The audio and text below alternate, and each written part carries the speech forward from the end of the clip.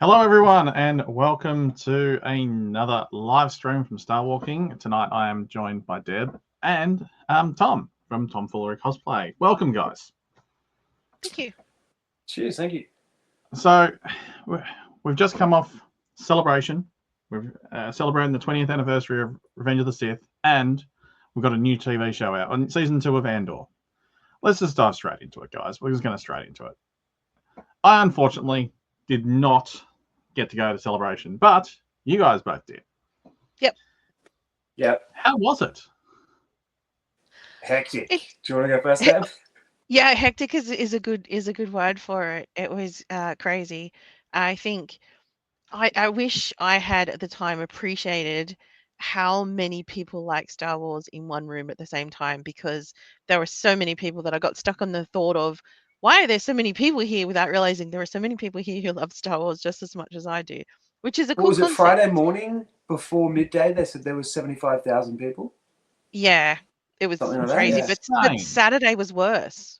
Yeah. I found there were more people on Saturday. There was a time while I was there that I thought, I know Luke likes Luke things. I'll go into this store and I'll see if I can find him something. And then I was surrounded by so many people that I couldn't get to the shelves, let alone get out of the store, and had a massive panic attack. I was like, Yeah, I just need to get out. I can't do this. I did some meetups in the morning on the Saturday and I got out of there. I went back for a full day Sunday. It was too much. People waited in line for the Hot Toys because I had friends that went straight to Hot Toys as soon as it opened on Friday, and they were there for 4.5 hours. Yep. And I think the line for the official merch was longer. Yes. So my partner waited in line for merch on Sunday, and he got there at 6:30 in the morning and was in the shop by 9:30. It was a lot of people, a lot going on. There are a lot of things that I missed. I think seeing Celebration online and seeing the photos and the other things that other people did was more fascinating than my own personal experience. So the people in the Narkana 5, that they all went running through at one point. There was samurais going like dressed as Star Wars people got marching through at some point. There are a lot of people marching in costume that I didn't see, and there were so many celebrities, and I saw none of them. My experience was vastly different to anyone else's that I know of. I did have a good time. I Not think as good as a lot I'd of people like. had that experience because that was my experience as well. I saw who was it? I saw Ryan Gosling and got pushed up to the front, and that was awesome. I was given a lightsaber and shoved right up to the front, and he turned around and he grabbed some sushi and then high-fived me as he went off the stage. That was the weirdest experience I think I've ever had in my life. But I didn't really see any of the other big panels. I didn't go to any of that. It was more, for me, it was everyone there. I mean, you got to meet so many people. There was a lot of people trading things and trading swag. And there was, you and I did the hunt around to try and get the lanyards with the pins on it and things. Just the experience of being there was the bigger thing for me. And it was awesome. And it wasn't just the pins that I was hunting for. There was a particular patch, but it was like a jigsaw puzzle, and there were, I think, 9 pieces, and you had to turn up at a certain time to see if you can get a piece, and then you'd have to come back at the next time to see if the piece is different. Yeah, that was by the American, the American co-op of Star Wars fans. Which was just great that they were doing this simple activity, which meant that people were bonding. And so you would line up for it and you'd see if you could get the piece that you were looking for. And you would trade pieces with people. And on the last day, there was one particular piece that I was looking for, and I was standing there and I was talking about it. But the piece on offer wasn't the one I was looking for. 2 guys in front of me just turned around and went, "So which one did you want?" I went, "Oh, the bottom one on the right." And he said, "Here you go, you can have it." What? Really? Oh my gosh. Some Star Wars people are just beautiful. That was my experience. So you got all 9? And there was, I got 2 sets of 9.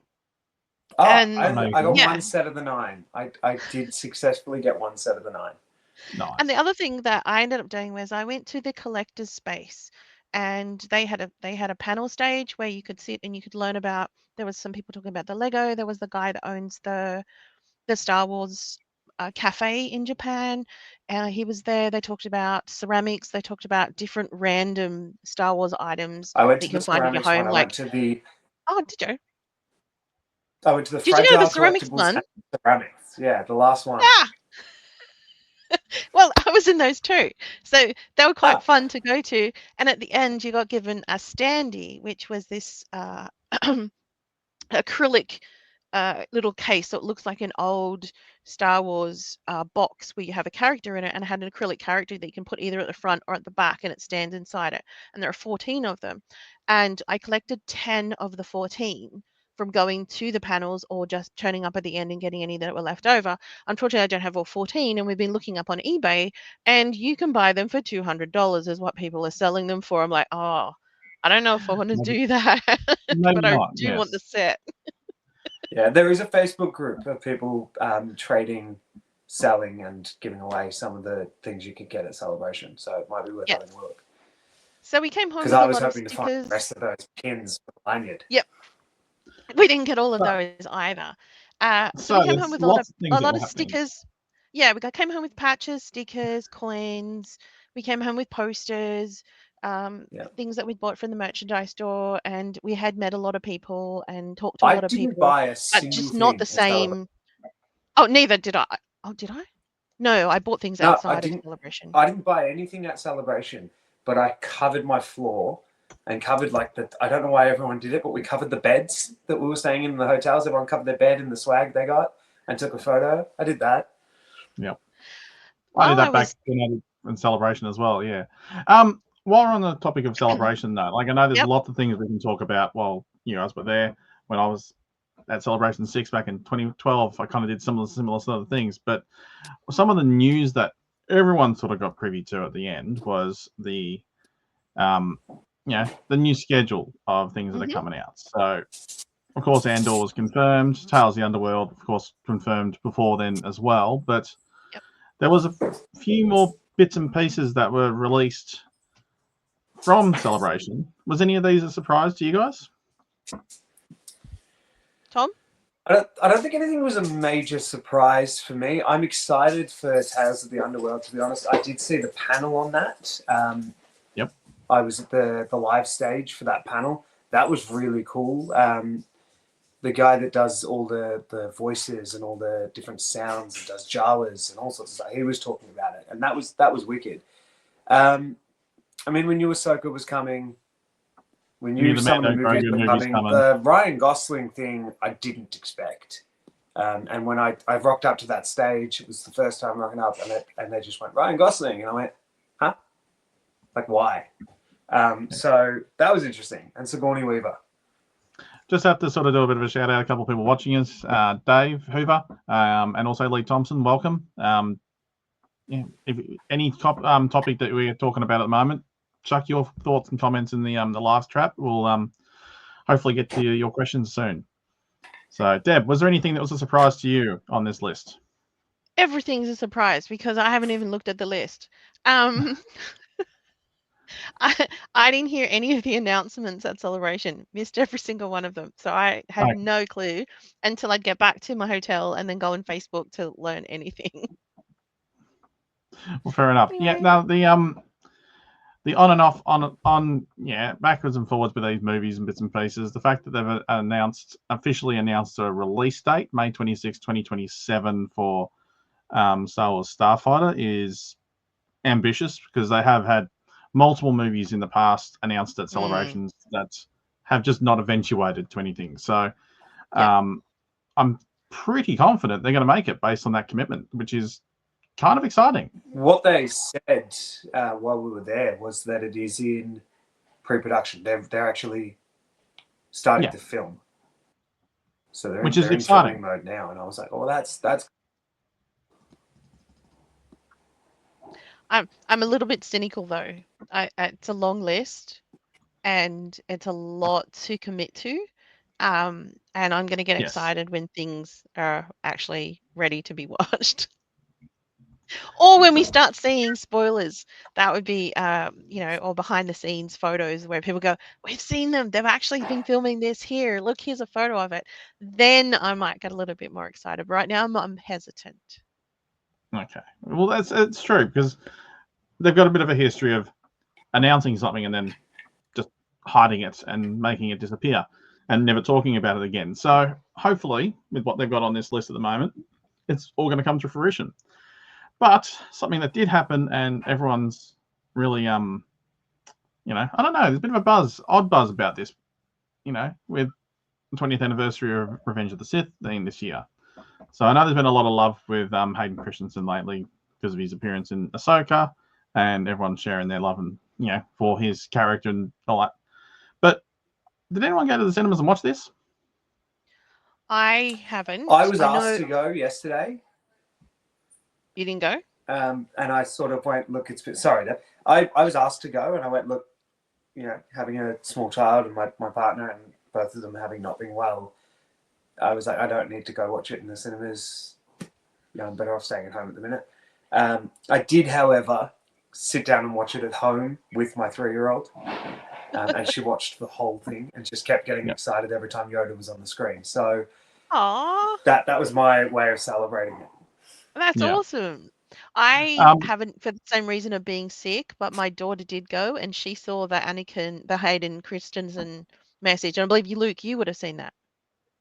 Yes, I did see it. I went to the Astor. Took a little photo at the front, at the old school cinema that were there. But it kind of was this vibe. It was very little kids, and a lot of kids who would have watched it like my age now. So it wasn't a full cinema. It was quite, I wouldn't say quiet, but for a night that actually had, which is usually like the first night when none of these movies come out as as the anniversary edition. The first night with the 501st there, all the the showmanship of getting people there, it was very quiet, which I was surprised. So what was the message that Hayden gave for those of us who might not get a chance to go and see it at the cinema? I can't remember it word for word, but it was exciting seeing him on screen. He pretty much thanked everyone for his support, supporting him as a character, and wished everyone an enjoyable viewing of the 20th anniversary. And he finished with "This is where the fun begins." Oh, nice. That was the last line that he's. It is online. If you go and look, it is online. Oh, is it? Yeah. I've been with it That's constantly about probably 45 seconds or so it's not much. Lee did put a comment in the chat about Ryan Gosling.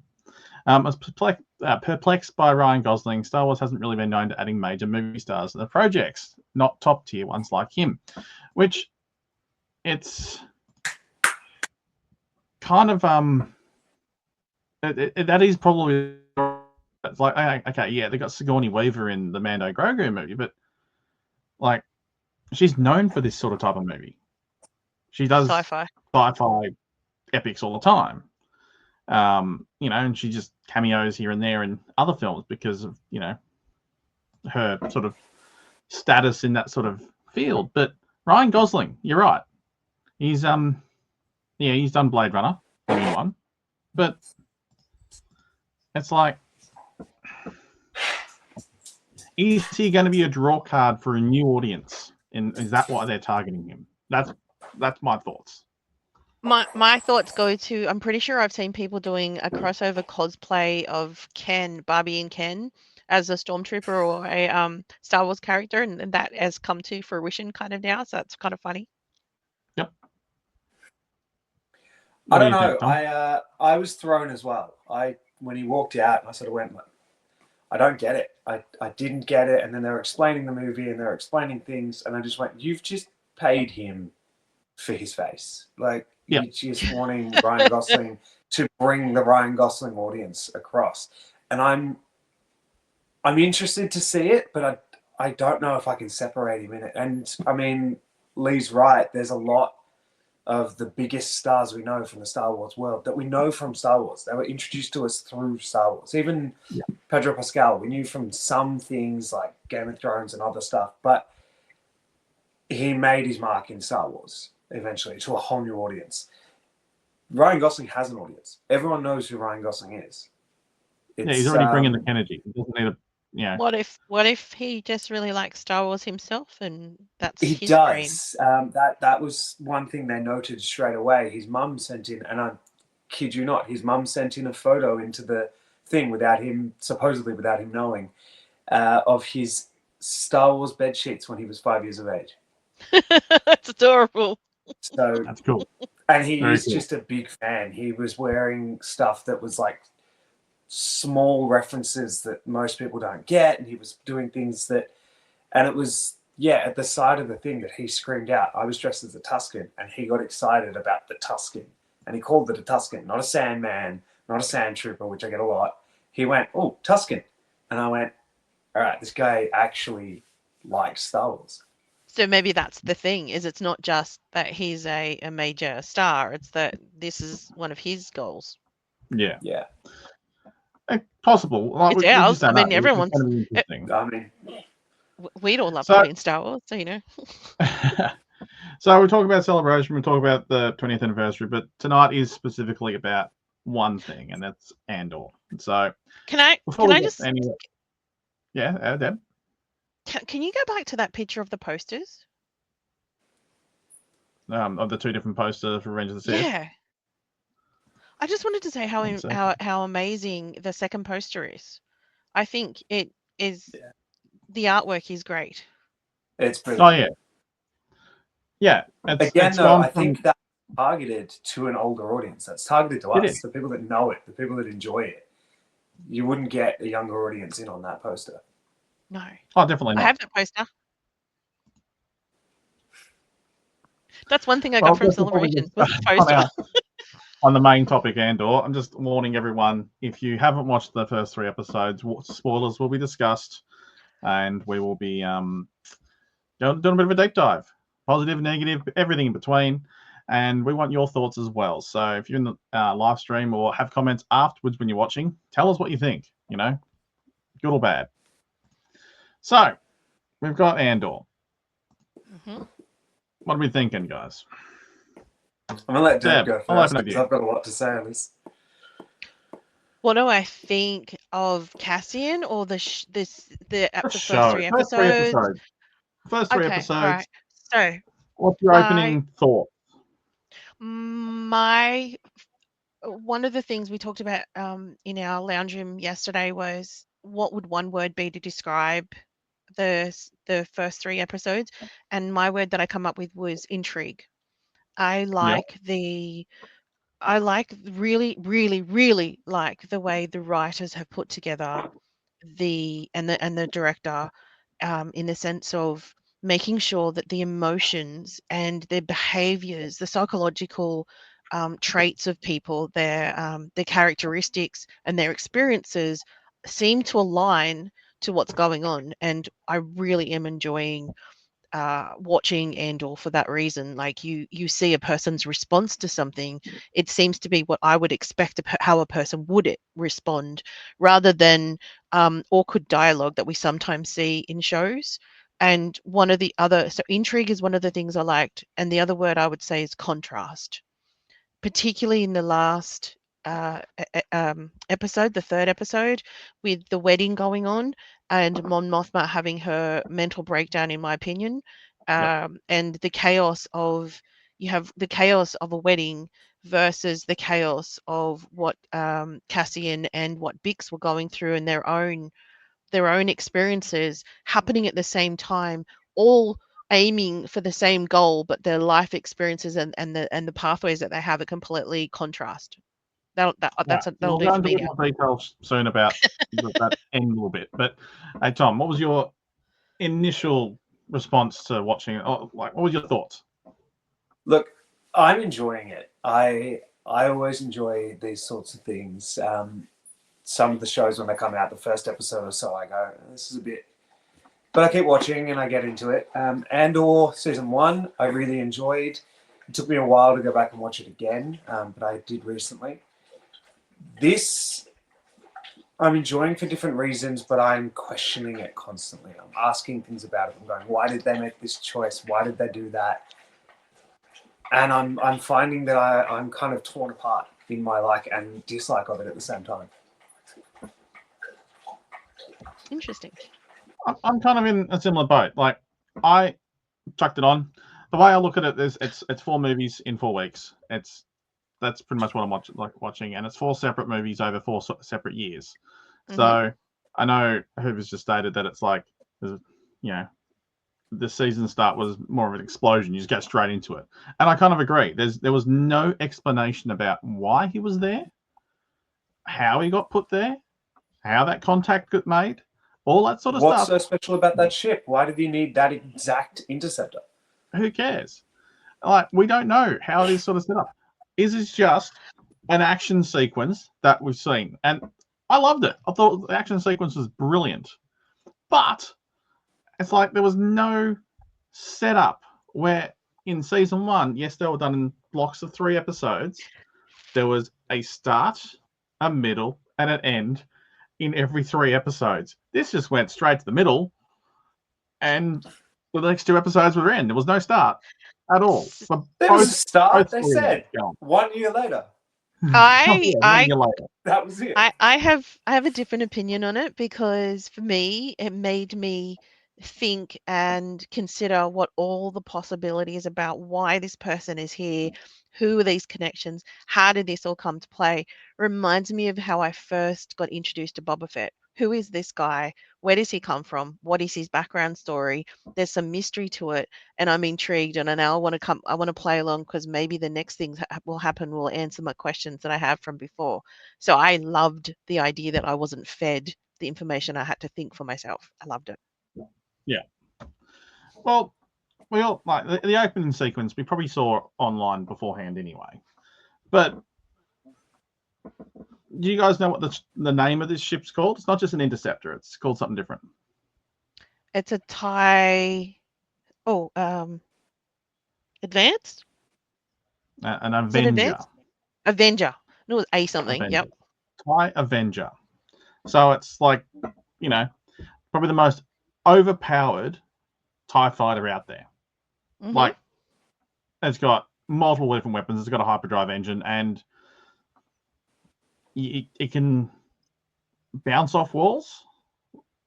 Like other TIE fighters don't have shields, so it was The shields are bulletproof by cool. the sound of it. Like they were hitting it with bolts constantly, and nothing happened to it. Yeah. That was cool. Mhm. Welcome, Jason, as well. Yes, thank you. Yeah, it is the TIE Avenger. Yes. So I mean, to be fair, we see a lot of TIEs over the time, and we see them, and we get the biggest history of the TIE fighter and the construction of TIE fighters and design from Rebels. So it was cool to sort of see that. We know that in Rebels they stole a couple. We know that they managed to get a hyperdrive off one, and it was so. This is obviously that next step. They've gone back, they built it. Cool. I liked that tie-in. Really enjoyed that sort of little detail. This TIE fighter is the same one that was designed in the TIE fighter game back in the 90s. Yes. Yeah.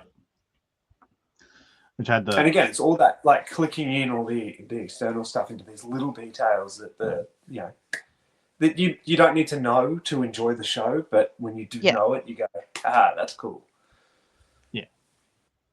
No, I liked this scene. I thought it was pretty good, but like the build up to it was confusing because it just didn't have that little like, oh my god, he got put there sort of thing. Like in every other thing prior to it. I know it said 1 year later, but there wasn't even a recap from my previous season. Wow. No, that annoyed me. I didn't like that there wasn't a recap. There was no recap at the start of this episode. There was nothing. Oh, okay. Hold up. No. So at Celebration, we watched a recap and then the first episode. Yes. And the recap's available online or on Disney Plus, but no one tells you to watch that first. But yeah, and it's pretty good. Like I've watched it anyway. But episode 2 and episode 3 did have a recap of what happened in the last episode. And had footage from season 1 in there too. Yeah. Yeah. So it was a little bit straight into it. Cool scene, yes, but a bit off. Like, I don't know, it was strange. Interesting choices. Choices is the key word. So we're gonna be sitting on episode 1 for ages, so let's skim through it sort of thing.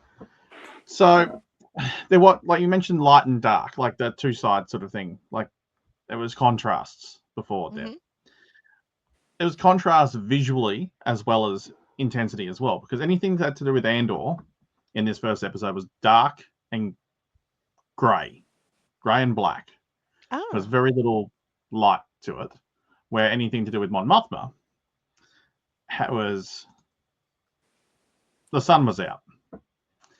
So it's definitely two contrasts and two opposing sides fighting for the same goal. Yep. So shall we just, discuss it straight right now? He's dead now, right? Pretty much. He shall be assassinated by the next by Tuesday. Yep. Or Wednesday, whenever it drops. Off screen, gone. Yeah. And I guess it's one of those things. It took me a while to understand the concept of why they kept talking about what is the number. Like that was beyond me for a period of time. I didn't understand what the number was in reference to, but clearly it's the shut up number. How much money do we have to pay him so that he doesn't betray us? And clearly there's not enough money to be able to do that. And so the dirty work that Luthen according has to like then is well, he has to be eliminated because we can't keep him quiet and it's too much of a risk. And yeah, I didn't connect that in my head for so long. When you think of it, when you think of that sort of idea of this person's a liability, we see that straight off in Rogue One. At the very start of it, we see Cassian Andor in a discussion with someone in a back alley, and then he realizes that person is either going to get himself killed, going to get everyone killed, or it's going to. So it was for everyone's benefit, kill him quickly, kill him quietly. Got rid of the loose end. And we see that with Cassian as a character. Now in Andor, we see it less and less. In the first season, he struggled with the idea of having killed someone by accident, and then we get to the point where he's like, "No, I can kill them off. For the benefit of everyone else, that person should die." Yeah. And we're getting closer to that. Yes. Well, I haven't got episode 3 lined up right at the moment, but we'll get to that in a sec with the contrast of her losing her absolute mind. But this is my favorite.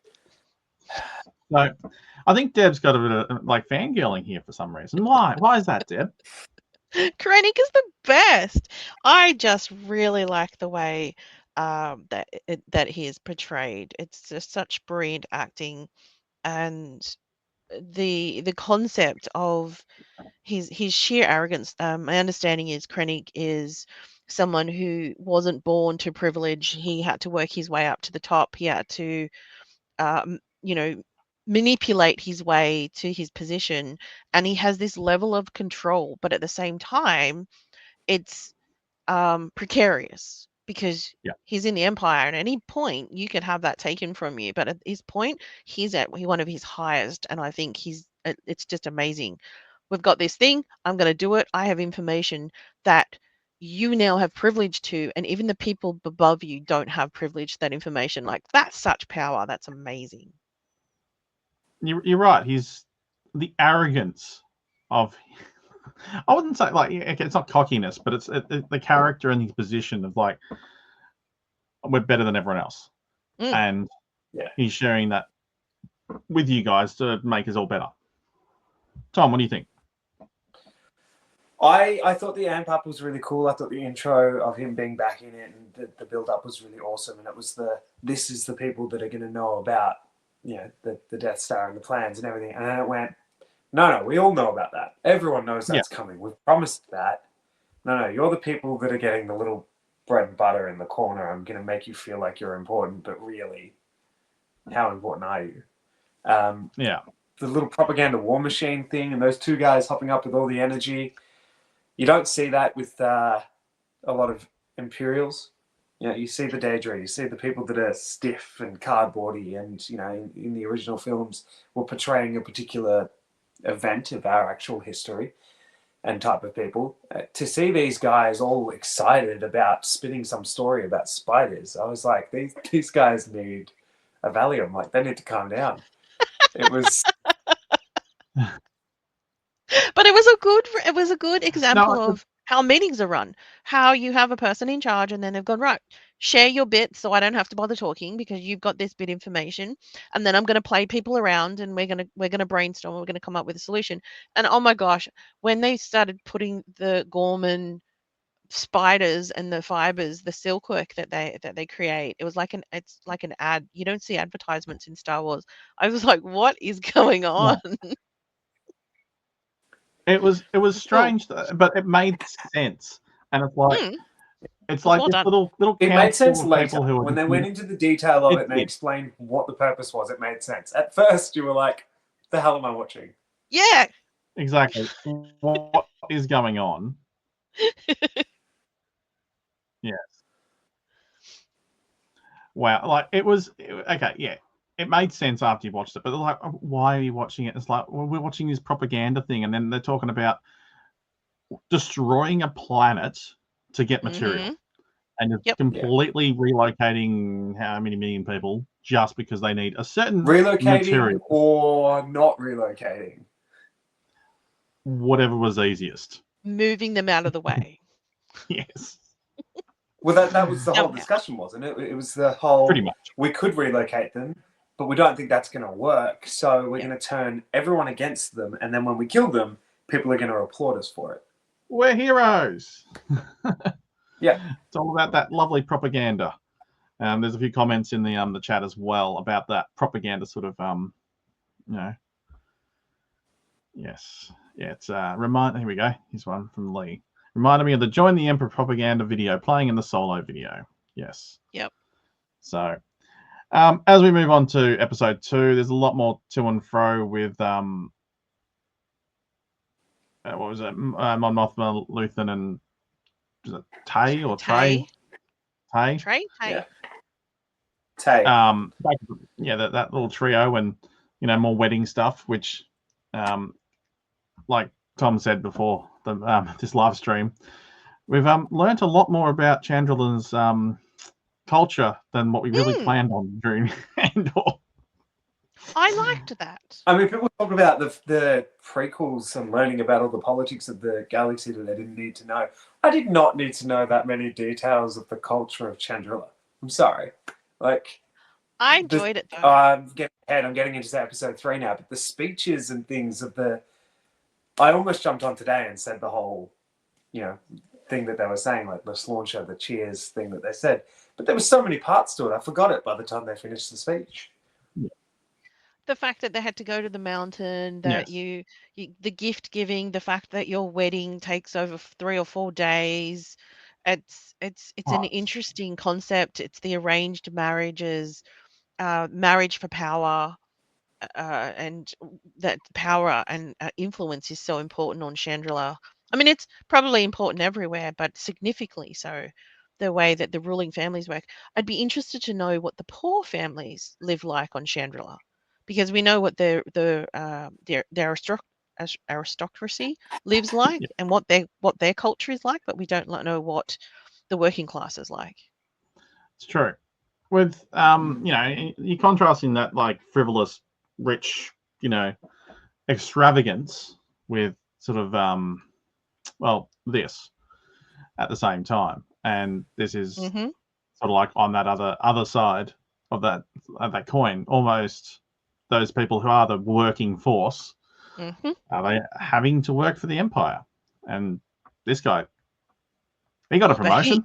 He loves working for the Empire. Oh my gosh, he's almost a sycophant. He's like, disturbs me how much he loves working for the Empire and how much, if you could make a difference. I caught people. I'm like, oh my gosh, dude, be someone else.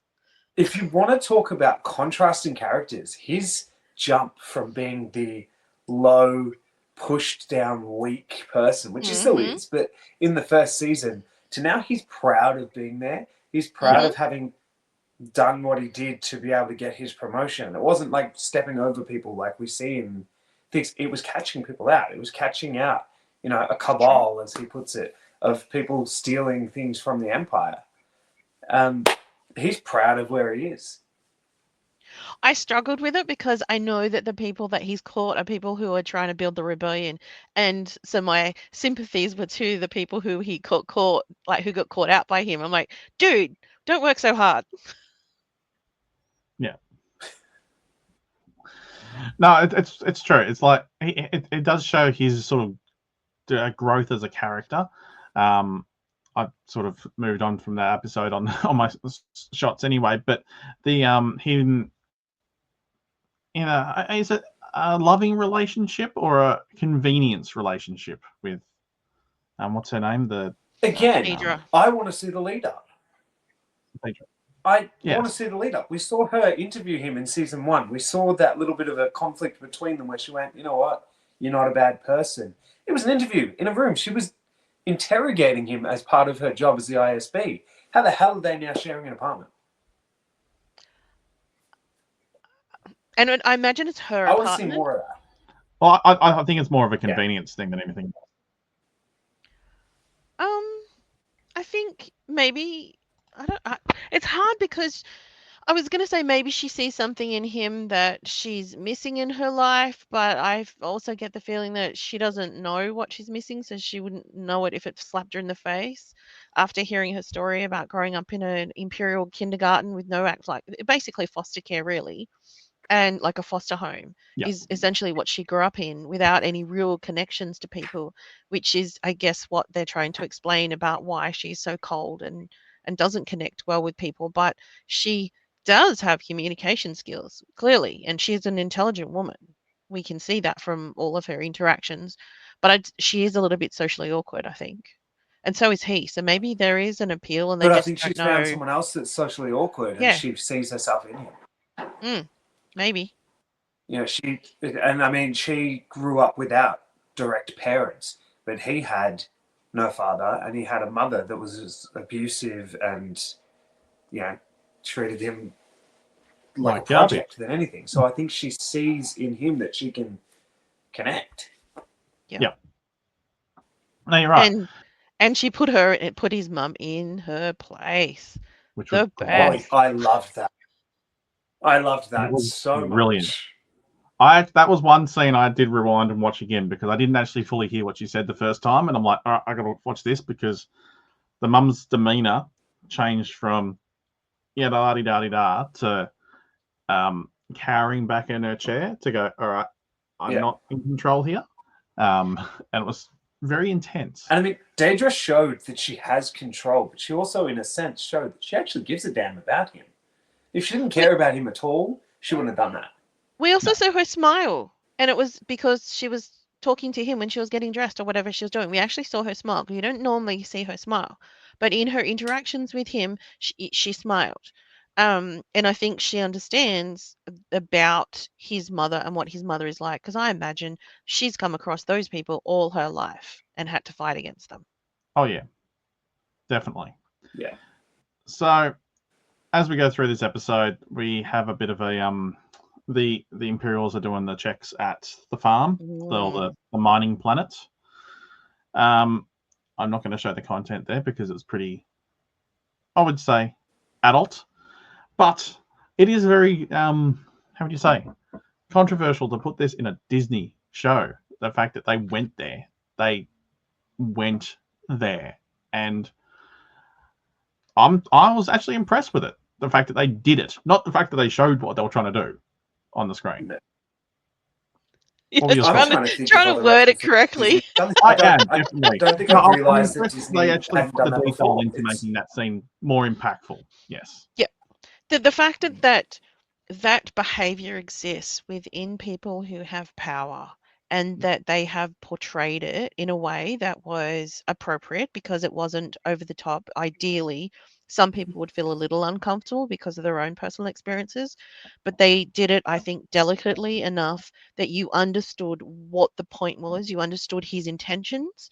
You understood what could have happened. I mean, they clearly used the word rape at one point, but we just had someone comment on that, and I completely agree. That word has power and strength, and a lot of the time on TV, and these people cower away from using that word. Even if they show the act, they don't use that word, and the fact that they did, good on them. I think so too, because it was giving, and I know it kind of is Star Wars meant to be about giving messages? Well, yes, it does, because we've got moral messages throughout the whole time. Good versus evil has been the basis of Star Wars from the beginning. And this just points out another one of those evils that exist in the world that sometimes becomes a bit of a grey area. And sometimes people need to know, hey, this is not okay. You can't treat people that way. It was pretty full on, and like you kind of knew what was going to happen. There was going to be an assault of some sort, but I didn't expect it to go there. I did. No, I agree with Luke. I didn't womanizer. think it was going to go to that point. I mean, we've seen it in other shows before, but I've not seen it in Star Wars. Yeah. where they've gone to that I exact don't point. mean I don't Physically mean forcing- I'm sorry, I don't mean that I expected that Tony would put this in Andor or that I would see this in Andor, but just as soon as that guy walked up to that building, it Yeah. was clear that was Yeah, the they wrote intent. that character well. Oh, yeah. Yeah. You knew Oh, what yeah, that yeah. character's intention was from the there was get-go. definitely the Just intent. by the look Definitely. on his face before he even spoke, it was obvious what was going to happen. Yes. But I thought they might instigate to it. They might point out that he's going to, suggest favors of some kind, and then he gets, some accident happens, and we just wipe him off the board. The fact that they took it Yeah. further and portrayed it, and showed an Bold. assault of some. Yeah. Yep. Yeah. It's bold. It's bold, and I liked it. And I'm was not going very to complain bold. about Yeah. it. No. It was impressive to put it on screen. So the other characters that were there, the other Imperials, they're all complicit. They all knew what was happening. They all knew what was going on. But what are our I don't thoughts know on if this? they did. If I'm honest, I don't know if they did. I think the other one that was there with him knew something was happening, knew that he was going to make some sort of move. I think they portrayed that he was a little shocked when she said, "This is what he did," and he was like, "Okay, crap. Well, this is now what's happened of it. We need to make these steps going forward." If he was completely complicit in it, I think he would have just shot her. I think he would have just wiped it, or he would have shot her. He wouldn't have sounded any form of sort of shock and empathy, which I think he did seem to portray a little bit. He was surprised as well. Let me see if we can find that guy, because he was a younger trooper. I find it odd that you wouldn't go in pairs into a building where it's to me that seems odd that he didn't know that something was going on, because why would you wait outside? He knew something was up, but I think it was the whole idea of and you touched on it, Luke, he's young. It's the young guy following the orders, not knowing what to do, knowing something's not right, but then actually being surprised in a sense when he finds out just how bad things were. And you're not the lieutenant. You're the guy, like you said, you're the young guy that has to follow orders of the guy in charge. And the guy in charge says, you have to do this. And who are you going to tell? Who are you going to go back and say, oh, by the way, I think he's doing things that are inappropriate to some of the villagers? Who's going to believe you and who's going to do anything? Who's likely to get in trouble? You are. You're the one that's going to be the fall guy. So you shut your mouth and you just do what you're told. But then the lieutenant gets killed, and then I don't know what you do next. Yes. Yeah. Wow. Yeah, it's not a great scenario for anyone involved. No. Which I think it sort of it's capped off. The scene's capped off with the action sequence, Andor coming in to save the day in a sense. But when the other guy jumped on the speeder bike, I knew he was trying to save everyone else. Yeah. I'm really terrible with names on this one at the moment, but that's okay. Yeah. Now when he jumped on this, it was like I knew he was going to be the sacrifice to save everyone else. It wasn't even that point. It was the slow-mo, like zoom in to one particular trooper as he had his E11 raised, and they zoomed in on him really slowly. The music intensified. The whole scene slowed down. I was like, okay, cool. Yeah, he's dead. Sad. It is sad because I actually liked him as a character. I think I've got the scene right there, as what you're talking about. Yeah, that's right there. David said, finally the troopers hit something. Right. Well, there was enough shots there. You think one of them would have eventually hit by law of averages. What was there? There were 6 troopers that were on guard there shooting at him. We only see 4 here, but they left 6 on guard, and 1 hit him. Yep. Wasn't even the best shot, Yep. to be honest. Like, surely they could have at least hit It the wasn't bike a great. few times. Yes, I'm trying to get the I missed the sort of shot, but Andor coming through and just absolutely obliterating them all. I loved the confusion. I loved when you heard the troopers go, "What the hell is happening? That's one of our guys. Why is he shooting at us?" Mm-hmm. Yeah. Lee points out Which is that probably not why. one. It's probably why the rebellion want to steal TIE fighters. Yeah. Makes sense. Lee points out that not one blaster set the wheat on fire. Good point. Yeah. True. Very true. Yeah, that's not great. Fields ripe for the harvest and single fire. Yeah, all the troop transport blowing up it should have been a massive, really fast spreading grass fire. But anyway, all right. Good point. Yeah. Ah, well. True. They hit home on character development and people's responses to things. They just missed the mark on the fire. Yeah.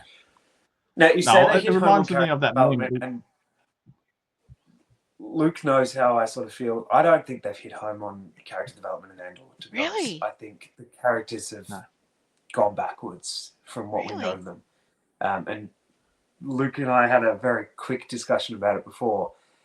We know that, like, Star Wars has always been your clean-cut heroes. It's the people that may not want to be heroes. They may not be set out to be the good guys, but they get thrust into it, and then there's no grey area. Cassian was the first time we ever see any grey area in, like, Rogue One, like, really truly see it. But we watch, if you watch all the animated series and that, know Mon Mothma as this powerful person, this person that really speaks out, this person that has so much drive and then ends up being one of the great leaders of the rebellion. Where is that Mon Mothma?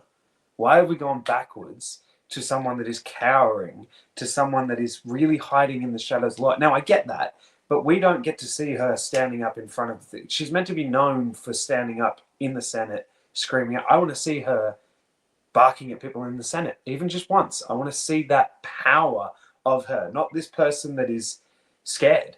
Honestly, she's scared, and I get it. This scene of her, drinking and full of anxiety because she knows what has to happen next. That is a powerful scene, but I want to see the other side of her. I want to see that strength, that power that we know Mon Mothma to have, because this is getting really close to the point where we know Mon Mothma defects and she leads the rebellion. She talks down Saw Gerrera. Where's that Mon Mothma? Maybe in the next couple of years. Just got to get there. Maybe. I hope we get to see that side of her. Where does Rebels fit in with this time frame? It's we're almost into it at this point. We're in it I reckon Rebels would be, you would have right now where we are in this, you would have the Rebels on Lothal. You'd have that. They've probably at this point met up with some of the other Phoenix Squadron and things like that. It's just Mon Mothma hasn't defected yet. She's probably got 12 months, 2 years max to defect, to be honest. So if this is leading up to that episode, she would have defected by then. So I suppose what I see is that she is a powerful woman, but I guess what they're showing us is that where does that come from, and that she inside really is fragile, because aren't we all, even the most influential of us is carrying some level of demon or some level of worrying about our own selves. And what I see is her ability to manipulate, her ability to influence, her ability to do things behind the scenes, and how much of that is she willing to get her hands dirty is been a journey for her, because she was born to privilege, and so she has to experience these things to get to the point where she will defect, because otherwise she could just happily sit in her ivory tower with her husband can't remember his name either right now, but you know, sit there with him and just continue to have a life of luxury, or she can make a difference in the galaxy. So she has to have these things happen. She has to have Tay assassinated. She has to experience these things and worry and actually see that things aren't as they should be for her to defect, because it's a big step. It's a massive step to be able to do that. But you But then say what that you we see see her is, manipulating things. We see the strength she has. Do we? We don't see her manipulating things. We see her talk about her foundation. We see her worry about her, like, people realizing that she's moving money around. In season 1, we see more of it. We see that she had a connection to the robbery. We see that she had sort of pushed that and then was scared that it went so far because she didn't expect it to happen. She talks rebellion at this point. She doesn't act on it. she And has those that other are people. acting on it around her, like a cousin, she's scared to connect with them. Yes, because it will take her away from her security, which is similar to what Luthen says, which is, I wish I had that luxury. So she's living in a culture right now where she's protected, and she's going to get to the point where she can't be protected any longer. She needs to take that step. But things have to happen to her for her to make that step, because otherwise she could just hide her head in the sand. And we know she doesn't do that. But then what we finally get is a Mon Mothma who, yes, will stand up and go, this is bullshit, we're not having this, but also with compassion, because we have already established that she is a caring person for all of these backstory. That's how I see it. Yeah. Through this, but through her old story as well, we know that she's compassionate. We saw her talk to Ezra Bridger and things like that with a powerful sense of empathy and, you know, care. But that's what I want to see. I want to see that person that inspires people. And right now, I'm not seeing it. I see her subtly influencing and manipulating. So it's the small connections. It's about the networking that she does. All of that is, and the fake smiles and the fake words that she uses. I see all of that as her way of building up towards what's going to happen in the future. I can't do that. I don't have that diplomacy, that ability to network like that, and I am in awe of her skills in that regard. So we got a comment from I Lee. want to see more of it. I want to see more of the manipulation, more of the talking to people, more It'll of come. her own mind. My worry is it won't, because we know, as they've said, this is season 2 and the last season of Andor. Which means we're skipping every 3 episodes every year. So I think we're going to see some jumps in character development that we're not really expecting. So Lee's comment here was, I think Mon Mothma's dance scene is her last fling in the culture that she hates, because clearly she likes the money and the power, but she's really not enthused to be there. I think we are about to see her start to publicly stand up against the Empire, which is kind of where both of you guys were going. It's like, is she already doing that, or is she not doing it yet? Like and Aaron. So we've agreed to disagree. Yeah, I think. Yeah, more... is Lee right? Is this where she's casting off? She doesn't care what people think of her anymore. She's standing there going, you know what? Tonight's tonight, and I don't care if people are staring at me. You saw people looking at her going, wow, this is a different... Even her own husband looked at her and went, who is this woman on the dance floor? No F's given at all. She had that and that's what I want to see. That's why I liked that scene so much. She didn't care. Yeah. I want to see her not care. I want to see her throw it all away and go, screw it, you know. I'm off to Lothal. Someone save me because I'm about to kick some butt. Like... It'll come. Yeah. I say it'll come. So. It'll come. You'll see it. I hope so. So, as we're talking about sort of the end of those first 3 episodes, what are we sort of expecting? What are we looking forward to? Like, what's the next thing? Because I know we're keen to see Mon and Luthen and that sort of develop into some more, how would you say, intensity behind the scenes rebellion. But what else are we looking forward to? What do we want to see in the next 3 episodes? More Krennic. Yeah. I want to see the battle of. I want to see what happens to Gorman. Yep. Do we think we're going to see Gorman actually happen, or because it's going to be another year past, are they going to go, all right, that's what happened at Gorman, and we just got the mining stuff going now? I hope not. They were ready to go. They said, we've got the mining equipment there. We can start in a week. Exactly. So I'm thinking we're not going to see a massacre. I'm thinking we're not going to see the place get absolutely obliterated, and we're just going to see. I feel like we're going to get references of people within the Empire just saying, "Oh, how bad were the Gormans? You know, aren't we lucky they're gone now?" That's what we're going to see. Yep. I don't know. It's yeah. As a droid lover, I want to see more. What are you guys wanting to watch? I want to see what they end up doing with the prototype TIE Avenger. I want to see what they do. Well, is that going to be? Are they going to use that to, create other ships that they've got, like the B-wings and things? Are they going to use part of it to do that, or X-wings? Like, what are they going to do with the prototype? Because they clearly don't keep a TIE fighter in their ranks as one of the ships that the rebels use, unless they use it to do some stealth or sneaky work behind the scenes. Hey, I'm in a TIE fighter. We've seen that, we saw that in Return of the Jedi, steal a shuttle and pretend that you're one of them. Unless they do that with it, I want to know what they're going to do with the TIE fighter. That's what I'm curious about. I also want to see that because I want to see Cassian do a handoff. I want to see him tied in with the larger rebellion. Right now, it's still hush hush, quiet, little, which we saw at the start of Rebels. It was little pockets of things, and then they were all brought together by Fulcrum, and it happened earlier than they thought. I want to see that. I want to see him tied in. We know, even when they said, we know that there's factions now, and they said, who are you with? If you're a rebel, who do you fight for? And he wouldn't say it. We know that he ends up fighting with Phoenix Squadron and all that because it's announced in the background of Rogue One. You can hear them calling Captain Syndulla to a meeting room while he's getting ready to get on the ship. We know that's who he goes with. Cool.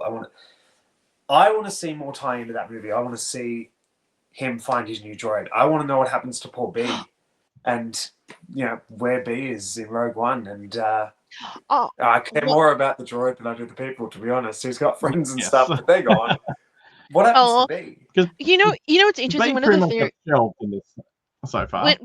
One of the theories I saw was someone claimed that B gets. You know how I remember in Solo the female droid that Lando owned ended up becoming part of the Millennium Falcon. Someone put a theory forward that they thought that maybe B becomes K2SO. I had the same thought that maybe part of B's memory bank or something gets put into K2SO.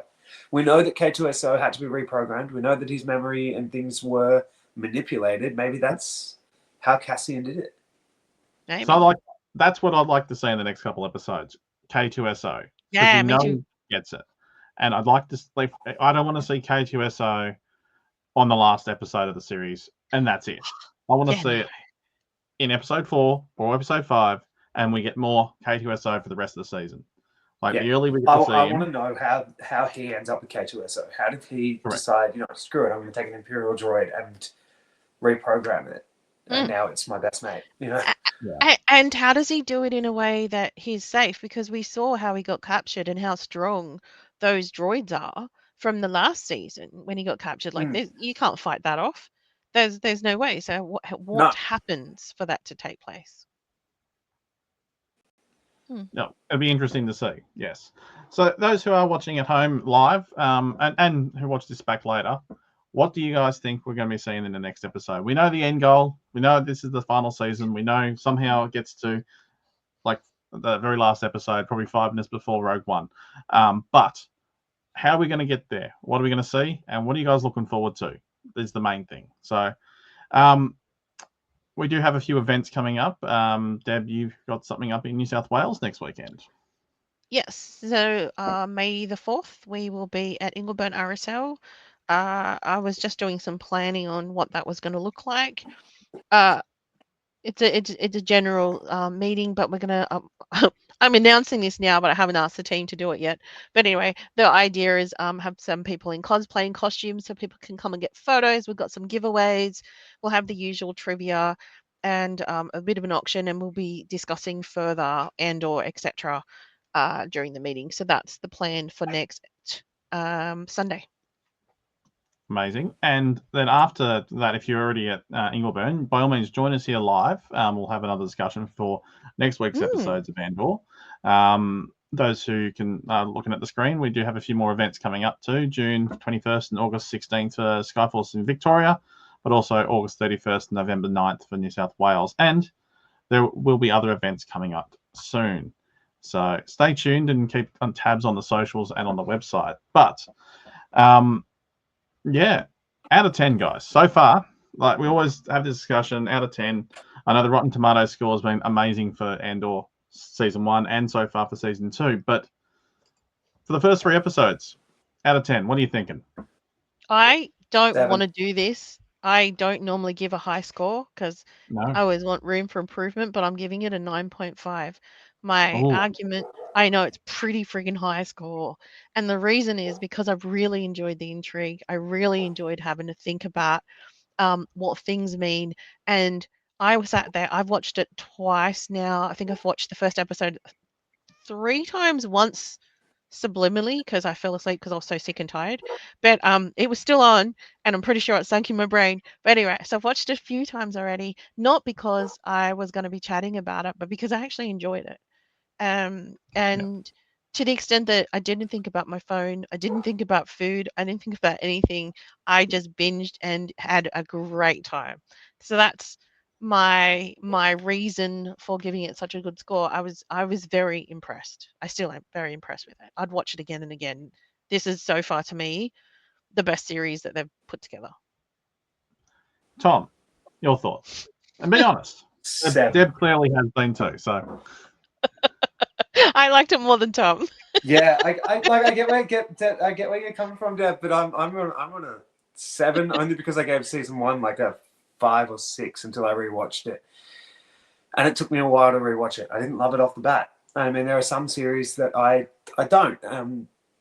There are some that I do. Mandalorian, loved. Yeah. Every single season of The Mandalorian, and the last one we've had. I am so ready for this movie.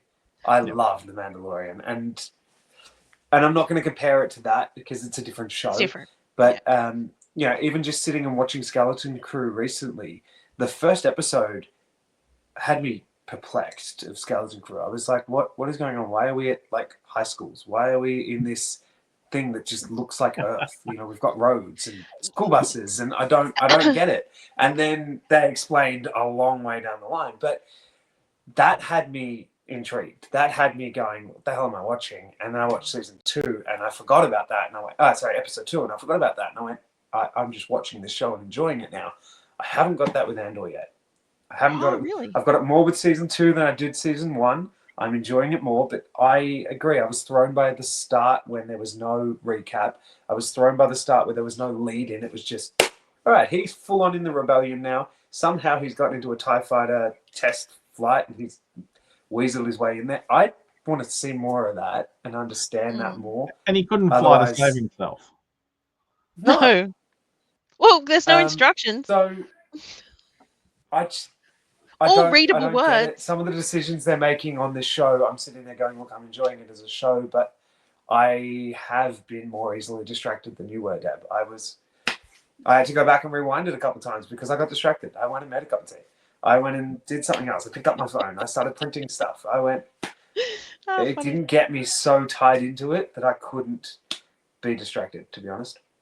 That's interesting. Not to say I'm not enjoying it. No. And I find it interesting because when you just mentioned Skeleton Crew, I thought to myself, yeah, no, I enjoyed this more than Skeleton Crew. I quite enjoyed Skeleton Crew. And I do like The Mandalorian, and I think I really still like this. And it comes down to that same thing that we've talked about before, which is there is something for everyone in some part of Star Wars. And for me, this is my favorite. All right. Well, I'll finish with my little thoughts on it as well. But I'm more towards Tom's sort of score. I'm going to give it a 7.5. But there is room for growth. I'm excited for what it can give me. But I was a little bit like, I wouldn't say underwhelmed, but it was like, yeah, it was off steady at the start for me. And then he spoon feeding me information rather than, giving me that sort of structured story like he previously did. And that sort of like threw me a little bit. But if it continues in this way, because we've developed it, I might enjoy it. I might enjoy it more. I might be doing a in room for improvement sort of series. I enjoyed the first season very well, very much so. I have watched it multiple times, but I don't know. I haven't watched these episodes more than once yet. I think I had the advantage of going to that panel at Celebration because we did have the pre-stuff. We also had the Nakina 5 people running around the panel, like dressed in costume, No Way Out before it started. Like it was hyped. So, and then we had this is previously what's happened on Andor, and then watch the first episode. And then when I came home, watch the first time because I've already seen the previous. I will take off half a score though, so I'm going back down to 9 because of what Lee pointed out, that there was no fire in the crops, and that pisses me off. So 9 out of 10. To be honest, the bit that we got at the end there, the what's coming up in this series, had me more excited than the first 3 episodes. Okay. Yeah, I see Mon Mothma getting angry and red in the face. I see Saw Gerrera, and I'm like, you know what? Yeah. This is going to be epic. As soon as I saw him and the blaster fires and the scenes and the action scenes and Saw Gerrera and the anger, I went, this is what I want. Yeah.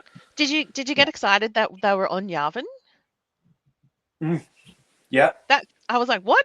No. Yep. Yeah. Wow. That was cool. Anyway. Alrighty, everyone. Thank you for joining us on this lovely live session. Thank you, Tom, for joining us, and thank you, Deb, of course. Thanks for having me, guys. You're welcome. Always welcome. So, for those who are joining us live, thank you for joining in the conversation as always. And if you aren't live next week, 7:30 p.m., join us live, and you may have your questions answered. It's an interactive live review, so you guys are part of the conversation. So, thank you, everyone. And may the force be with you all.